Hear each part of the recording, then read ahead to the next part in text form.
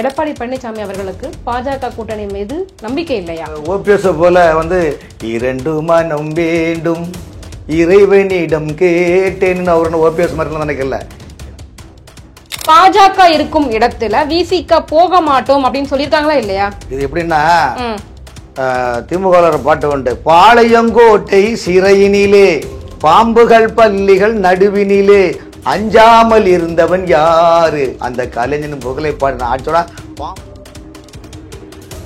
நீங்கள் திமுக கூட்டணியில் இருந்தாலும் அங்கு கருத்து வேறுபாடாக இருந்தால் உங்களுக்கு அங்கு பிடிக்காவிட்டால் வாருமையா போதகரேன்னு கிறிஸ்தவ மத பாடலை போல் அவர் அழைக்கிறார். அங்கு மக்கள் ஏற்காம மக்கள் ஓட்டு போடாமையா வந்திருப்பாங்க. குடும்ப ஆட்சி அப்படின்னா மக்கள் ஓட்டு போட்டதுனால தானே சார் இன்னைக்கு சிஎம் ஆயிருக்காங்க. போயும் போயும் மனிதனுக்கு இந்த புத்தியை கொடுத்தானே.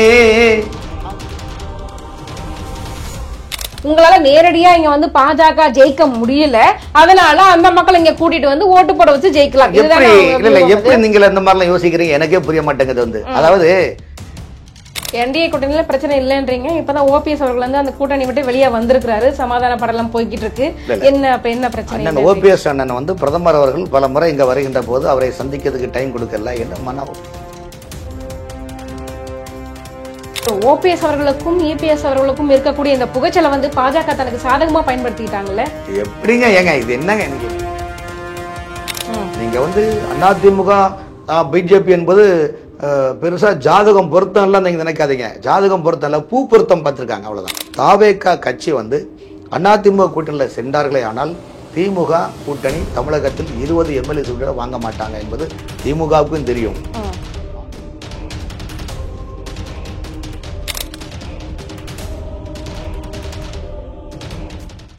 ஜாமவான் சேனல் நேயர்களுக்கு வணக்கம். இன்றைய நேர்காணலில் நம்மோடு இணைந்திருக்கிறார் அரசியல் விமர்சகர் திரு வி.எஸ். ராமன் அவர்கள். வாருங்கள் பேசுவோம். வணக்கம் சார். வணக்கம் சார். இன்றைய தினம் பார்த்தீங்க அப்படின்னா தேர்தல் பரபரப்பு இப்பத்திலிருந்தே ஆரம்பிச்சிருச்சு அப்படின்னு தான் சொல்லணும். இபிஎஸ் அவர்களாகட்டும் இல்லை மற்ற கட்சிகளாகட்டும் தேர்தல் பிரச்சார வியூகங்களை மக்களை சந்திக்கிறதுலாம் முனைப்பு காட்டிட்டு வராங்க. முக்கியமாக நான் கேட்க வந்தது, எடப்பாடி பழனிசாமி அவர்கள் பார்த்தீங்க அப்படின்னா நிறைய மேடைகளில் கம்யூனிஸ்ட் கட்சியும் விசிகாவையும் நல்ல விமர்சனமும் பண்றார். ஆனால் அதே சமயம் எங்கள் கூட்டணிக்கு வருவதாக இருந்தால் ரெட் கார்பெட் போட்டு உங்களை நான் வரவேற்கிறேன், என்னோட ஆதரவு உங்க எல்லாருக்கும் உண்டு அப்படின்ற மாதிரி பேசிட்டு இருக்கார். எடப்பாடி பழனிசாமி அவர்களுக்கு பாஜக கூட்டணி மீது நம்பிக்கை இல்லையா? ஏங்க இது என்னங்க இப்படி பட்டாக்குன்னு தூக்கி போடுறீங்க?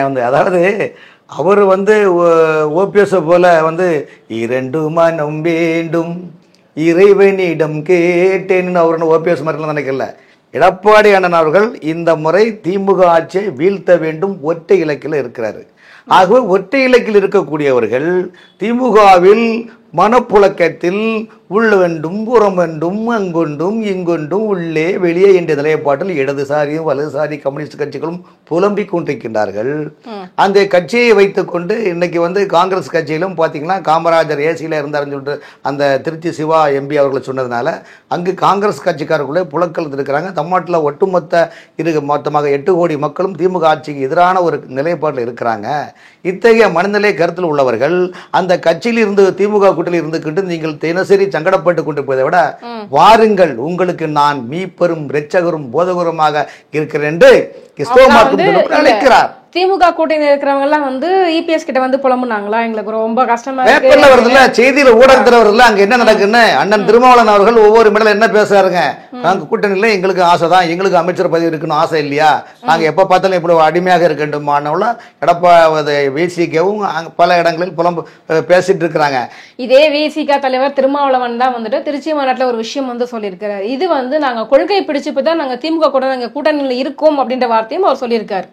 பாஜக இருக்கும் இடத்துல விசிக போக மாட்டோம் அப்படின்னு சொல்லிருக்காங்களா இல்லையா? இது எப்படின்னா திமுக பாட்டு உண்டு, பாளையங்கோட்டை சிறையினிலே பாம்புகள் பள்ளிகள் நடுவினிலே அஞ்சாமல் இருந்தவன் யாரு, அந்த கலைஞன் புகழை பாடின ஆட்சோட. பாம்பு இருக்கிற இடத்துல பள்ளி போகாது, அது புரிஞ்சிடுங்க. பள்ளி இருக்கிற இடத்துல பாம்பு போகாது. அப்ப இந்த பாட்டை நீங்க எழுதினவர்களை தப்பு சொல்றீங்களா அல்லது நிசர்த்தனமான ஒரு நிலைப்பாடு நீங்க தப்பா சொல்றீங்களா? ஆகவே ஒரு அரசியல் கட்சி தலைவர்கள் அவர் கருத்துக்களை சொல்லலாம். ஆனால் அதே நேரத்தில் இன்னைக்கு விடுதலை சிறுத்தை வந்த நாகார்ஜுனா அவர்களை எவ்வளவு பிரச்சனை ஏற்படுத்தினாங்க, எங்களுக்கு மந்திரி சபை கொடுக்கணும்னு சொல்லும்போது பிரச்சனை உருவாச்சு. ஆகவே விடுதலை சிறுத்தையை பொறுத்தவரையிலும் அவர்கள் இன்னைக்குள்ள சூழ்நிலையை நன்கு புரிந்து கொண்டார்கள். ஆகவே திமுகவிடம் கடைசி நேரத்தில் சந்தர்ப்ப சூழ்நிலைகள் நாளைக்கு இதே விடுதலை சிறுத்தை தாவே காலம் ஒருங்கிணைந்து கூட செயல்பட வாய்ப்பு இருக்கு இல்லையா? அப்படி எப்படி திமுக இப்போ வந்து என்னன்னா உள்கட்சியில முழுக்க கோசி பூசுல சிக்கிக்கிட்டு தவிச்சிட்டு இருக்குது. அந்த சிக்கிக்கிட்டு தவிச்சிருக்கனால இப்ப என்ன பண்ணா முழுக்க அரசு துறை அதிகாரிகளை PRO என்ற போஸ்டிங்கை உருவாக்கி அடிஷனல் சீஃப் செக்ரட்டரி கேரளாவில் 4 IAS அதிகாரிகளை தான் இன்று இந்த திமுக அரசை ரன் பண்றாங்க. இதுல இந்த பக்கம் திமுக வந்துட்டு பாத்தீங்க அப்படின்னா உட்கட்சியில நிறைய பிரச்சனை இருக்கு, கூட்டணிக்குள்ள பிரச்சனை இருக்கு அப்படின்னு சொல்றீங்க. ஆனா இந்த பக்கம் பாத்தீங்க அப்படின்னா எடப்பாடி பழனிசாமி அவர்கள் எதிர்கட்சிகள் எப்படி விமர்சிக்கிறாங்கன்னா பாஜகவுடைய அடிமை அப்படின்னு தானே சொல்றாங்க. இது ஏற்புடையதா? பாஜக வந்து எடப்பாடி அவர்களை அடிமையாக நடத்துகிறதா? அதாவது ஒரு விஷயம் கேளுங்க, இன்னைக்கு அகில இந்திய அளவில் பிஜேபி எதிர்ப்பாளர்கள் இருக்கக்கூடிய INDA கூட்டணி, இந்தியா கூட்டணி என்ற போலி கூட்டணி, அந்த கூட்டணி வந்து கிட்டத்தட்ட 2014க்கு பிறகு இந்தியா தேசிய அளவில் அவங்களால ஆட்சி அமைக்க முடியல. ஆகவே நடைபெற்ற 2024 நாடாளுமன்ற தேர்தலில் ராகுகேது சிந்தனை உடையவர்கள் எல்லாம் ஒருங்கிணைந்து செயல்பட்டு தேர்தலை சந்தித்த போது கூட இனத்தாலும் மொழியாலும் ஜாதியாலும் பிரிவினதாலும் எல்லாம் மக்களை குழப்பி கூட காங்கிரஸ் கட்சி தேசிய அளவில் 100க்கு மேல தாண்டவில்லை என்பது குறிப்பிடத்தக்கது. ஆகவே நாடு முழுவதும் வடதேசத்தில் முழுவதும் காவி சாம்ராஜ்யம் வீசி உள்ளது, தென் மாநிலங்களிலும் காவி சாம்ராஜ்யம் வீசி வருகின்றது. இதை எப்படி போக்கினால்தான் நாம் எங்க ஆட்சி அமைக்க முடியும் என்ற எதிர்கட்சியினுடைய நரித்தந்திரன் தான் பாஜகவை விமர்சனம் செய்கின்றார்கள். எடப்பாடி பழனிசாமி அவர்கள் நிச்சயமாக இந்தியா கூட்டணியில் அவர் அங்கம் வகித்து இந்த 2024 ஆட்சி அமைக்க வேண்டும் என்ற ஒரே நிலைப்பாட்டில் உள்ளார். ஆகவே நீங்கள் திமுக கூட்டணியில் இருந்தாலும் அங்கு கருத்து வேறுபாடாக இருந்தால் உங்களுக்கு அங்கு பிடிக்காவிட்டால் வாருமையா போதகரேன்னு கிறிஸ்தவ மத பாடலை போல் அவர் அழைக்கிறார், அன்போடு அழைக்கிறார். வருத்தப்பட்டு பாரஞ்சப்பிக்கின்றவர்களே எல்லோரும் என்னிடத்தில் வாருங்கள், நானே உங்களுக்கு மீப்பெரும் இரட்சகரும் போதகருமா இருக்கின்றோம் என்று விவிலியம் எப்படி கூறுகின்றதோ அந்த விவிலியத்தின் வாசகம் போல் எடப்பாடி அண்ணன் கூப்பிடுகிறார், அழைக்கிறார். முடிஞ்சா வாங்க, இல்லாட்ட போங்க. விமர்சனம் என்பது உங்களுக்கு எப்படின்னா மூக்கு நின்ற தும்மல் இருக்கத்தான் செய்யும். ஆகவே மனிதனுக்கு பிரச்சனை ஒன்று இல்லாவிட்டால் கோயிலுக்கு ஏது அர்ச்சனை. அதே போல மனிதனை வந்து அவர் அரசியல் கட்சி தேர்தல் நெருங்குகின்றது. அதே நேரத்தில் இதே நீங்க திமுக கேட்கல, திமுக ஆளுங்கட்சியை பயன்படுத்தி அந்த இயந்திரத்தை வைத்து ஆளுங்கட்சி அதிகாரிகளை பயன்படுத்தி வீடு வீடா சென்று உங்கள் தொகுதியில் முதல் திட்டத்திலே மனுக்களை பெறுகிறார்களே, எந்த விதத்தில் நியாயம்? ஏன் மதுரை நீதிமன்றம் நீங்க OTP சிஸ்டம் கொண்டாதான் சொன்னாங்க, அதுக்கப்புறம் OTP ரத்து பண்ணாங்க. அப்ப நீங்க உங்களுடைய நோக்கம் என்ன? யானை வரும் பின்னே மணி ஓசை வரும் முன்னே என்பதற்காக 2026 தேர்தலில் இப்போது மக்களை சந்தித்தால் திமுககாரங்களுக்கு பிரச்சனை வரும், மக்கள் வந்து திட்டி போடுவாங்க, பேசி போடுவாங்க, விரட்டி அடிப்பார்கள் என்பதற்காக அரசு அதிகாரிகளை பயன்படுத்தி உங்களுக்கு சலுகைகளை செய்து தருகின்றனர் என்று பொய்யான அந்த ஓரணியில் தமிழ்நாடு அப்படின்னு பயன்படுத்திட்டு இப்போ வந்து ஸ்டாலின் அவர்கள் பாத்தீங்கன்னா மக்களை சந்திச்சுட்டு தானே இருக்காங்க. ஆமாங்க, ஓரணியில் தமிழ்நாடு பயந்து ஒதுங்கி போகல. நீங்க தலைப்பு ஓகே தான், ஓரணியில் தமிழ்நாடு ஆளுங்கட்சியில் இருந்தா நீங்க பண்றீங்க, எதிர்கட்சியா நீங்க பண்ணுவீங்களா சொல்லுங்க? எதிர்கட்சி தமிழ்நாட்டில் வந்து திமுக ஆட்சி கட்சி என்பது எதிர்கட்சிக்கு ஓகே, ஆளுங்கட்சியாக வந்தால் ஒரு மன்னர் ஆட்சி இங்க நடக்கும், ஒரு குடும்பம் வாழ்ந்து கொள்ளுமே தவிர்த்து வேற எதுவும் கிடையாது. 1949ஆம் ஆண்டு ராயப்பேட்டையிலே வந்து அந்த வந்து ஒரு பூங்காவில் மீட்டிங் போட்டாங்க. அந்த பூங்காவில் மீட்டிங் போட்டு என்ன சொன்னாங்க? கொட்டும் மலையில மீட்டிங் போடுறாங்க, இது வாரிசு கட்சி எல்லாம் சொன்னாங்க. ஆனால் அந்த பேரிலே கடைசி நேரத்திலே 28வது லிஸ்ட்ல இருந்தவர் தான் கலைஞர். அந்த 28வது பட்டியலில் இருந்த கலைஞர் இன்று ஒரு குடும்பம் மட்டும்தான் ஆட்சி அமைக்கின்றது. அப்ப இந்த திமுகவில் ஏழை எளிய வாரிசு அரசியல் கட்சியில் யாருமே இல்லையா? அப்படி என்றால் கலைஞர், ஸ்டாலின், உதயநிதி, இன்ப நிதி என்ற நிதிகளை தேடிக்கொண்டு மக்களின் நிதிகளை சுட்டிக்கொண்ட நிதி குடும்பங்களுக்கு மக்கள் வாக்களிக்க கூடாது என்பதற்கு தான் அமித்ஷா சாட்டையை கையில் எடுத்துள்ளார், இந்தியா கூட்டணி அமைத்துள்ளார். 2024 திமுக ஆட்சியை வீழ்த்த வேண்டும் என்ற ஒரு மனநிலையில் உள்ளார்கள். சார், அதுல இன்னொரு விஷயம் நீங்க தெரிஞ்சுக்கணும். கருணாநிதி வந்து இந்த அளவுக்கு கீழே இருந்து மேல வந்திருக்காங்க அப்படின்னா மக்கள் ஏற்காம, மக்கள் ஓட்டு போடாமையா வந்திருப்பாங்க. குடும்ப ஆட்சி அப்படின்னா மக்கள் ஓட்டு போட்டதுனால தானே சார் இன்னைக்கு சிஎம் ஆயிருக்காங்க. போயும் போயும் மனிதனுக்கு இந்த புத்தியை கொடுத்தானே, அவன் பொய்யும் புரட்டும் இரண்டரை கலைந்து மக்களை ஏமாற்றினார்களே என்ற நிலைப்பாடுதான் தமிழ்நாட்டில் ஆரியம் திராவிடம் என்று சொல்லிக்கொண்டு 45லிருந்து இன்னைக்கு வரைக்கும் மக்களை மதத்தாலும் இனத்தாலும் மொழியாலும் பிரித்து மக்களை மடைமாற்றி திசை மாற்றி எல்லாம் பொய்யாக பிரச்சாரத்தை கொண்டு மக்களை கதையாலும் வசனத்தாலும் பொய்யான வரலாறை திணித்து ஆட்சி அமைக்கிறாங்க. அவங்களை உளமாற ஆட்சி அமைக்கிறாங்களே சொல்லுங்க. மக்களின் தமிழ்நாட்டினுடைய சனாதன நெறிமுறைகளையும் சனாதன வழிமுறைகளையும் ஆன்மீக சிந்தனையும் குழி தோண்டி முடிய திராவிட முன்னேற்ற கழக கட்சி இல்லைன்னு சொல்ல முடியுமா? நீங்க சொல்லுங்க. ஏன் நீங்க அப்படி இல்லை என்று சொன்னால் ஆன்மீக இந்துக்களுடைய கும்பாபிஷேகம் பண்ணிட்டு யாருக்கு பணம்? எங்க சார் ஆன்மீகம்? யாருக்கு பணம்? ஏங்க நீங்க ஆன்மீகம் ஐயோ நாங்க இந்துக்களுக்காக அல்லும் பகலும் அயராது உழைக்கிறேன் என்று சொல்லக்கூடிய நீங்கள் ஏன் இந்துக்களினுடைய பண்டிகைக்கு ஏன் வாழ்த்து கூற மாட்டீர்கள்? ஏன் கிறிஸ்தவ மதத்திற்கும் ஏன் இஸ்லாம் மதத்தின் பண்டிகைகளை வாழ்த்து கூறீர்கள்? அப்படி என்றால் உங்களுக்கு ரெட்டை நாக்கா? இந்த ரெட்டை நாக்கு யாரும் உள்ள பாம்புக்கு தான் ரெட்டை நாக்கு, மனிதனுக்கு ஒரே நாக்கு தான். ஆகவே ஒரு நிலையில் உள்ள மனிதர்கள் சமத்துவமாக எல்லாரையும் பார்க்க வேண்டும். ஆனால் நீங்கள் சமத்துவம் என்று சொல்லிக்கொள்ள சிறுபான்மை மக்களுடைய என்ற சொல்லி ஏமாற்றிக் கொண்டு அண்ணன் சீமான் சொன்னது போல ஓட்டுக்களை பறிக்க முடிய ஒரு செப்படி வித்தியாசத்தை பெரும்பான்மை மக்களை இவர்கள் மதிப்பதில்லை. பெரும்பான்மை மக்களை இனத்தாலும் மொழியாலும் பிரித்து மைகின்ற ஒரு அரசியல் கட்சி திராவிட முன்னேற்ற கழகங்க. இதுல இன்னொரு விஷயம் பாத்தீங்க அப்படின்னா, இப்ப தமிழ்நாட்டுல நிறைய பீகார் வாக்காளர்களை வந்து உள்ள இணைச்சிக்கிட்டு இருக்க போறாங்க அப்படின்ற ஒரு செய்தி வந்திருக்குது. உண்மையிலே பீகார் வாக்காளர்கள் இங்க கொண்டுட்டு வந்தாங்கன்னா இங்க இருக்கிற அரசியல் சூழ்நிலை அப்படியே மாறுபடும் அப்படின்ற மாதிரி சொல்றாங்க.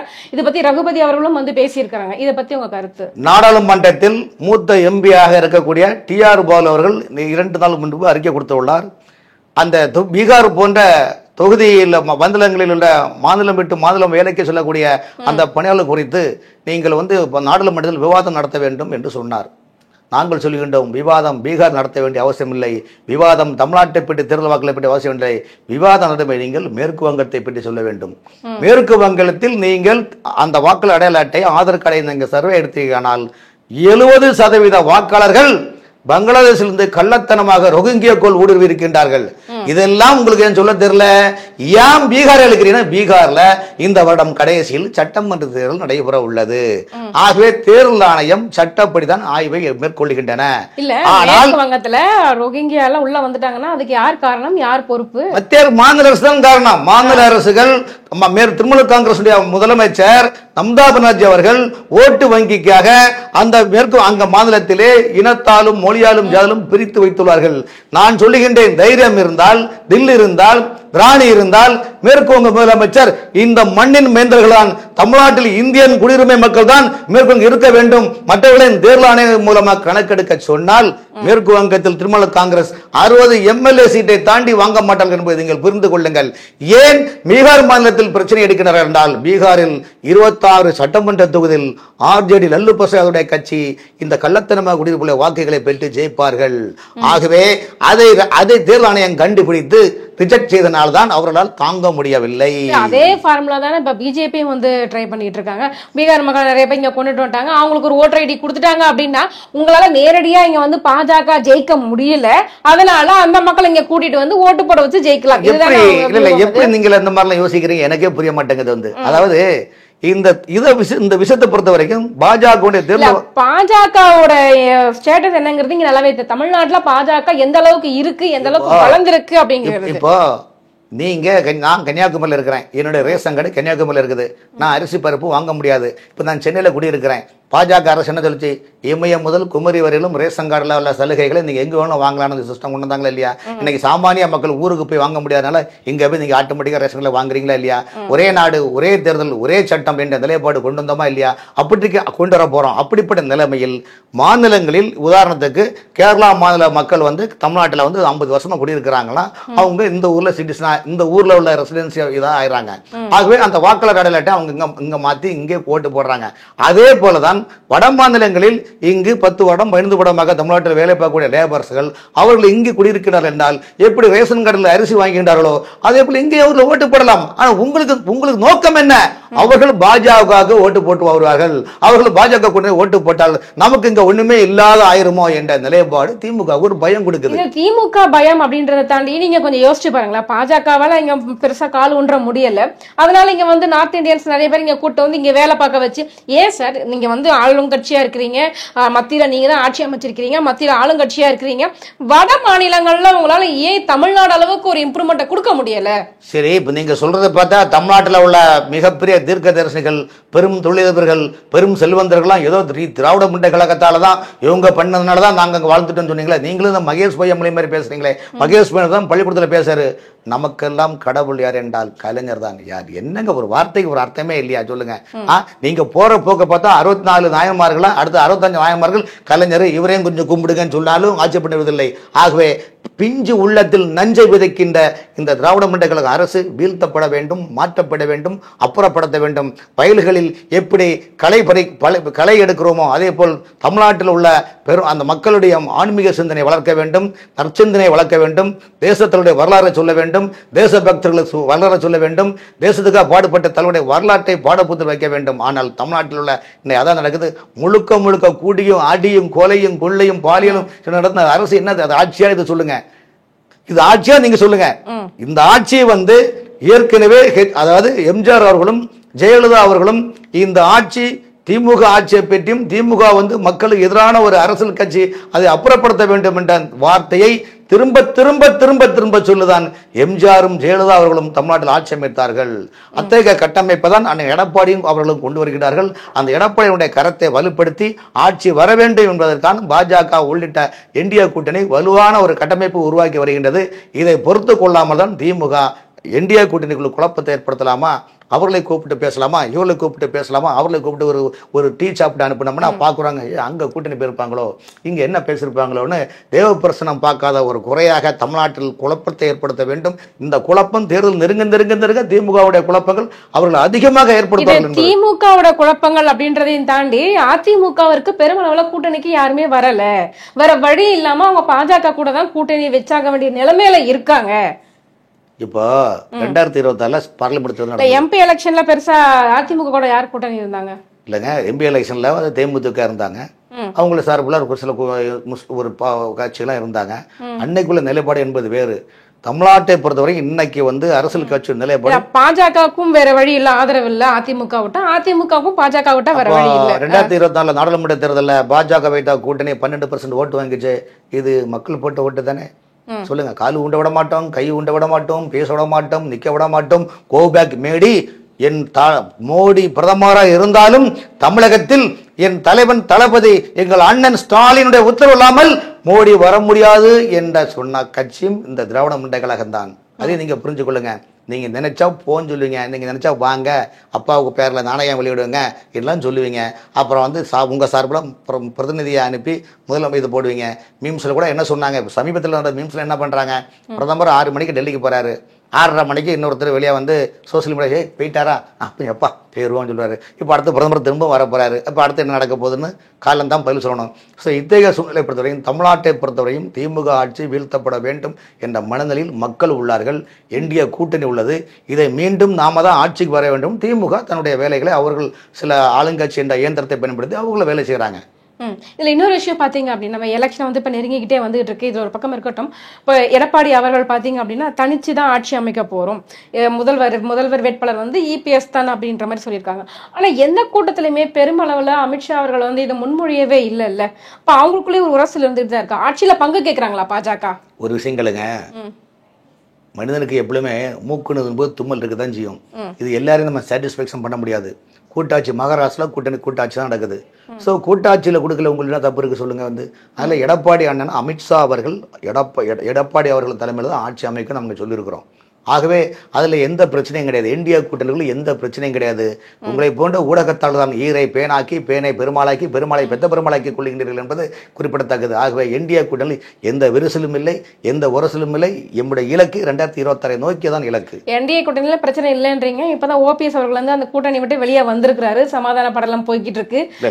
என்ன பிரச்சனை? அண்ணன் ஓபிஎஸ் அண்ணன் பிரதமர் அவர்கள் பல முறை இங்க வருகின்ற போது அவரை சந்திக்கிறதுக்கு டைம் கொடுக்கல என்று இது கசப்பு அவங்களுக்கு இருக்கின்றது. அந்த நேரத்துல மனக்கசப்பு இருக்குது. இல்ல ஓபிஎஸ் அவர்கள் எப்பவுமே டெல்லிக்கு வேல்யூபிள் பர்சன், ஒரு முக்கியத்துவம் வாய்ந்த ஒரு நபர். ஆனா இன்னைக்கு உள்ள சூழ்நிலையில சில நேரங்களில் கண்டும் காணாதலும் பட்டும் படாமலும் தொட்டும் தொடாமலும் சில காய்கள் நகர்த்த வேண்டும் என்றால் டக்குன்னு இப்போ பிரதமர் அவர்களை ஓபிஎஸ் சந்திச்சு ஒரு 5 நிமிஷம் பேசினாங்கன்னா இதே உங்களை போன்ற ஊடகம் தான் எவ்வளோலாம் பெருசாக்குவீங்கன்னு தெரியும். அது என்னென்னா கூட்டணிக்குள்ள ஒரு உரசலான ஒரு நிலைப்பாடு உருவாகும். ஆனால் என்டிஏ கூட்டணியில் பொறுத்தவரையிலும் ஓபிஎஸ் அவர்களும் சசிகலா அம்மையார் அவர்களும் டிடிவி தினகரன் அவர்களும் தமிழ் மாநில காங்கிரஸ் எல்லாமே இன்னைக்கு பாஜக கூட்டத்தில் தான் இருக்கிறாங்க. அந்த அடிப்படையில் பார்க்கும்போது இந்த தேர்தலில் சீட்டு பங்கு வைக்கின்ற போது எடப்பாடி அண்ணன் அவர்கள் அவருடைய நிலைப்பாட்டுக்கு ஒரு சீட் எடுப்பாங்க. மீதி கூட்டணிக்குள்ள சீட்டெல்லாம் பிஜேபியிடம் கொடுப்பார்கள். பிஜேபி அதை டிடிவி தினகரன் அவர்களுக்கு கொடுக்க வேண்டுமா, யாருக்கெல்லாம் கூட பங்கு வச்சு அவங்க கொடுத்துருவாங்க. ஸோ அதனால் இதில் எந்த பிரச்சனையும் கிடையாது. ஓபிஎஸ் அவர்கள் முதலமைச்சர் சந்தித்த நிகழ்ச்சி என்பது என்றால் அவர் உடல்நிலை சரியில்லாமல் இருந்தார். சமீபத்தில் அவருடைய அண்ணன் காலமானார். அதை போய்ட்டு தான் அவர் விசாரிக்க சென்ற தவிர்த்து அரசியல் அது பேசினார் இது பேசினார் என்று நிறைய பேர் சொல்லுவாங்க. காய்ந்து போன மனசு காட்டுத்தீய பெருக்கும், காய்ந்த மனசு வதந்திய பெருக்கும். அதெல்லாம் ஒரு வதந்தி என்பது எங்களுடைய கருத்துக்கள். ஓபிஎஸ் பாத்தீங்க அப்படின்னா தென் மாவட்டங்கள்ல அவருக்குன்னு ஓட் பேங்க் வச்சிருக்காங்க. இப்ப அவர் கட்சியை விட்டு போறாரு, கூட்டணியில இல்ல அப்படின்னும் போது இது ஒரு பின்னடைவா நீங்க பார்க்கவே இல்லையா? இதுல பொறுத்த வரைக்கும் பாத்தீங்கன்னா பின்னடைவு நம்ம சொல்ல முடியாது. நிச்சயமாக பாத்தீங்கன்னா தென் மாவட்டத்தில் பொறுத்த வரைக்கும் முக்குளத்தூர் சமுதாயத்துக்குன்னு ஒரு ஓட் பேங்க் இருக்குது. அந்த முக்குளத்தூர் சமுதாய ஓட் பேங்க் என்பது பார்த்தீங்கன்னா டிடிவி தினகரன், சசிகலா அம்மையார், ஓபிஎஸ் 3 பேருக்கும் ஈக்குவலான ஒரு நிலைப்பாடு உள்ளது. ஓபிஎஸ் என்ன பிளஸ் அவர் முன்னாள் முதலமைச்சர் என்ற பிராண்ட் இருக்குது. ஆனால் அந்த முன்னாள் முதலமைச்சர் என்ற நிலைப்பாடு உருவாக்கியவர்கள் சசிகலா அம்மையாரும் நீங்கள் மறக்கக்கூடாது. ஆகவே அரசியலில் இன்னைக்கு அவர் ஒரு மன கஷ்டத்தில் கசப்பில் இருக்கிறாரு. நாளைக்கு அவர் திரும்பவும் என்டிஏ கூட்டணியில் அங்கே வைத்து தேர்தலில் வெற்றி நடைபெறக்கூடிய மனநிலையில் அவர் இருக்கின்றார். ஆகவே இது பிரச்சனை இல்லை. அவர் திடீர்னு விலகினாலும் அவர் பாஜக எதிரான ஒரு நிலையில் செயல்பட மாட்டார். ஏன்னா அவங்களுக்குள்ள எடப்பாடி அண்ணனுக்கும் ஓபிஎஸ் அண்ணனுக்கும் உள்ளுக்குள்ள மிகப்பெரிய ஒரு பிரளயம் பூகம்பம் வெடிச்சிட்டு இருக்குது, பூகம்பம் போயிட்டு இருக்குது. அதை என்னடா நம்ம இவ்வளவு தூரம் கஷ்டப்பட்டு பண்றோம், இவ்வளவு என்ன ஏன் சந்திக்கலன்ற மன கஷ்டப்படுகிறது. அது தற்காலிகமானதான் நிலைப்பாடு என்பது இல்ல. ஓபிஎஸ் அவர்களுக்கும் இபிஎஸ் அவர்களுக்கும் இருக்கக்கூடிய இந்த புகைச்சலை பாஜக தனக்கு சாதகமா பயன்படுத்திக்கிட்டாங்கல்ல. இது எப்படிங்க ஏங்க, இது என்னங்க நீங்க இப்படி வந்தாலும் அப்படி சொல்றீங்க, அப்படி வந்தாலும் எப்படி சொல்றீங்க? அது அவங்க கட்சிங்க, அவங்க உள்கட்சி வரத்துல நம்ம என்ன பண்ண ரெட்டையிலே அண்ணன் எடப்பாடிட்டு தான் இருக்குது. ரெட்டையில அதிமுக கட்சியில் அவர் தான் இருக்கிறாரு, ரெட்டையிலே அவர்கிட்ட தான் இருக்குது. அப்போ ஓபிஎஸ் அவர் இல்ல மீட்பு குழுன்னு ஒரு குழுவை வச்சு நடத்துறாரு. டிடி தினகரன் அம்மா மக்கள் முன்னேற்ற கழகம் ஒரு கட்சி நடத்துறாங்க. ஸோ இந்த மாதிரி ஒரு நிலைப்பாடு இருக்கும்போது அது புகைச்சல் அவங்களுக்குள்ள இருக்கும். அது பிஜேபி கட்டுப்படுத்தாது இல்ல. பிஜேபி போய் நீங்க பஞ்சாயத்து பண்ணி நீங்க நாங்க பிஜேபியை பொறுத்தவரையும் பிரிந்த அதிமுக ஒருங்கிணைந்து செயல்படுங்கள், ஒருங்கிணைந்து செயல்பட மக்களை சந்திக்கலாம் என்று நினைக்கிறோம். எடப்பாடி அண்ணனும் அது மனநிலை உள்ளார். ஆனால் எடப்பாடியுடன் இருக்கும் சில நபர்கள் வேண்டாம், சசிகலாவை சேர்க்க வேண்டாம், ஓபிஎஸ்ஐ சேர்க்க வேண்டாம், நம்ம தனியாக ஒரு ட்ராக் எடுத்து போகணும், பிஜேபியில் கூட்டணி போய்த்து போகணும்னு நினைக்கிறாங்க. ஸோ எல்லாரையும் நம்ம எல்லாமே சாட்டிஸ்ஃபேக்ஷன் பண்ண முடியாது. அதே போல் ஓபிஎஸ் அண்ணன் அவர்கள் நிச்சயமாக அதிமுக அவங்களுக்குள்ள உள் பிரச்சனையை தவிர்த்து பிஜேபிக்கும் அவர்களுக்கும் பெரிய இது இல்லை. பிரதமரை சந்திக்க முடியவில்லை என்ற ஆதங்கம் அவர் மனசில் இருக்குது. இப்போ பாஜகவினுடைய தலைவராக மாற்றப்பட்டிருக்கிற நயினார் நாகேந்திரன் அவர்கள் மாற்றப்பட்டிருக்கார். அவருடைய செயல்பாடு சமீப காலங்களில் எப்படி இருக்குது?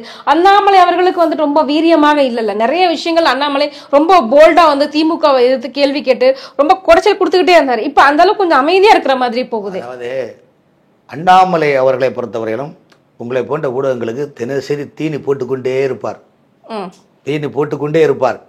காரணம் என்ன? திராவிட முன்னேற்ற கழக தலைவர்கள் இன்னைக்கு காலைல 10 மணிக்கு ஒரு அறிக்கை கொடுத்தாங்களா, இன்னும் 1 ஹவர்ல 11 மணிக்கு அண்ணாமலை அடுத்த கவுண்டர் அறிக்கை கொடுப்பாரு.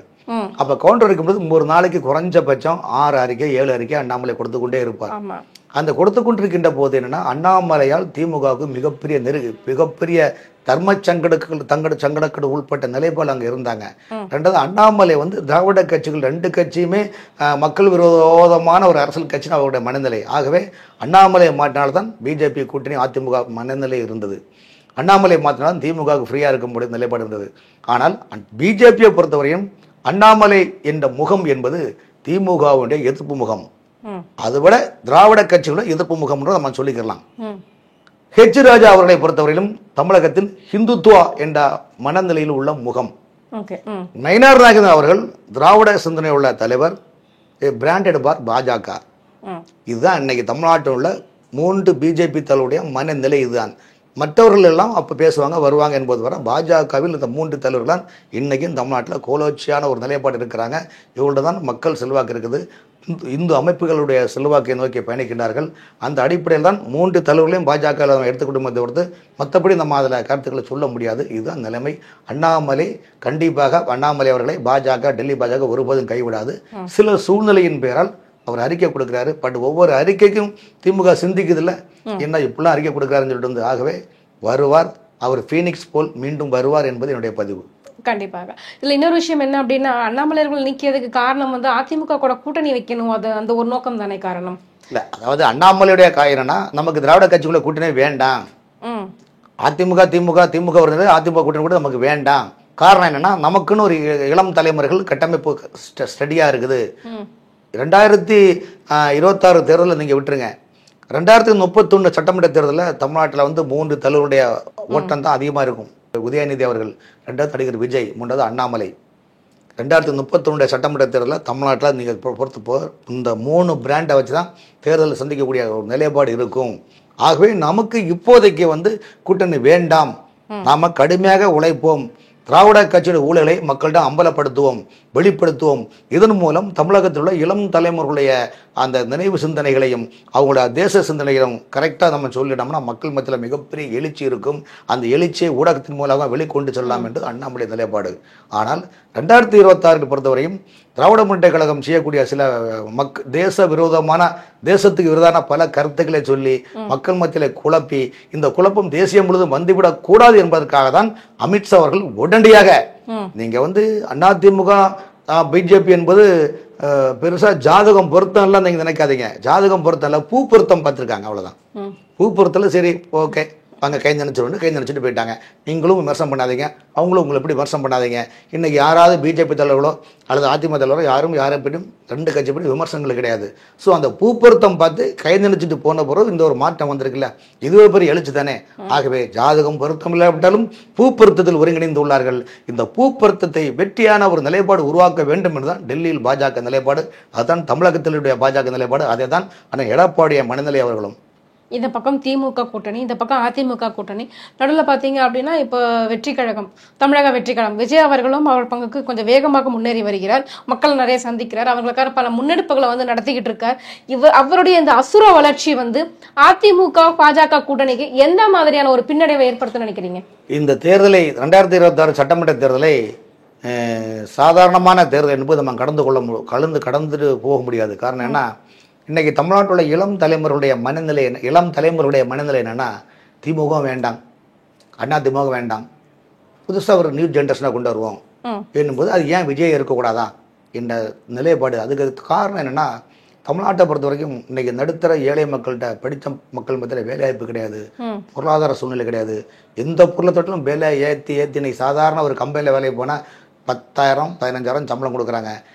இந்த சம்பளத்தை வச்சுட்டு வரி கட்டுறதுக்கும் டேக்ஸ் கட்டுறதுக்குமே சரியாக போகக்கூடிய சூழ்நிலை இருக்குது. இத்தகைய சூழ்நிலை இளம் தலைமுறைகள் 2 திராவிட கட்சியும் வேண்டாம், இவர்கள் தானே ஆட்சி அமைத்தவர்கள், 67 பேர் இன்னிலிருந்து இவங்க தானே ஆட்சி அமைச்சு அவங்க குடும்பத்தை வளர்ந்த காலத்தில் மக்களுக்கு எதுவுமே செய்யலையாண்டா ஒரு ஆழ்ந்த சிந்தனை இளம் தலைமுறையிடம் உள்ளது. அந்த இளம் தலைமுறையுடைய வாக்குகள் விஜயுடைய பக்கத்தை நோக்கி செல்லுகின்ற காரணத்தினால்தான் இந்த தேர்தல் 2026 சட்டமன்ற தேர்தல் 2 திராவிட கட்சிகளுக்கும் மிகப்பெரிய சவாலாக நிலைப்பாடு உருவாகும் என்ற மனநிலை. ஆனால் அதே நேரத்தில் தாவேகா கட்சி வந்து அதிமுக கூட்டணியில் சென்றார்களே, ஆனால் திமுக கூட்டணி தமிழகத்தில் 20 எம்எல்ஏ சீட்டை வாங்க மாட்டாங்க என்பது திமுகவுக்கும் தெரியும்.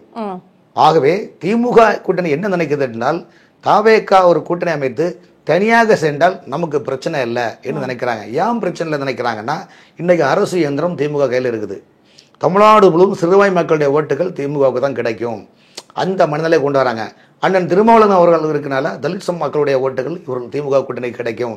இப்போ தென் மாவட்டத்தில் நீங்கள் பார்த்தீங்கன்னா கன்னியாகுமரி மாவட்டம், திருநெல்வேலி மாவட்டம், தென்காசி மாவட்டம், தூத்துக்குடி மாவட்டத்தெல்லாம் பார்த்தீங்கன்னா கிறிஸ்தவ மைனாரிட்டி மக்கள் எல்லாமே அநேகமாக திமுக காங்கிரஸுடைய நிலைப்பாடு உருவாகுவாங்க. ஸோ அப்போ நமக்கு இந்த தென் மாவட்டங்களில் நமக்கு கணிசமான ஓட்டு கிடைக்கும். இப்போ நீங்கள் வந்து சேலம் மாவட்டத்தை பார்த்தீங்கன்னா, சேலம் மாவட்டத்தில் 11 சட்டமன்ற தொகுதி இருக்குது.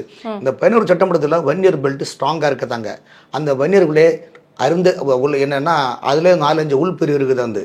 இந்த உள்பிரிவுலாம் சரி பண்ணணும்னா பாட்டாளி முயற்சியில் குழப்பத்தை ஏற்படுத்தணும்.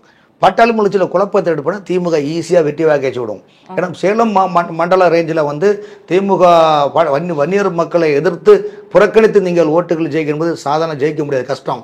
அதே போல் கொங்கு மண்டலத்தில் பார்த்தீங்கன்னா எல்லாமே அங்கே மக்கள் பார்த்தா ஏடிஎம்கே நிலைப்பாடு இருக்குது. அதை கிளியர் பண்ணதுக்காக தான் செந்தில் பாலாஜி கடந்த 6 மாதமாக ரகசியமாக ஒவ்வொரு கிளைய வாரியாக சேலம் மாவட்டம், நாமக்கல் மாவட்டம், ஈரோடு மாவட்டம், திருப்பூர் மாவட்டம், கோயம்புத்தூர் மாவட்டம் சென்று ரகசியமாக தேர்தலுக்கான கட்டமைப்பை ஏற்படுத்தி கொள்கிறார்.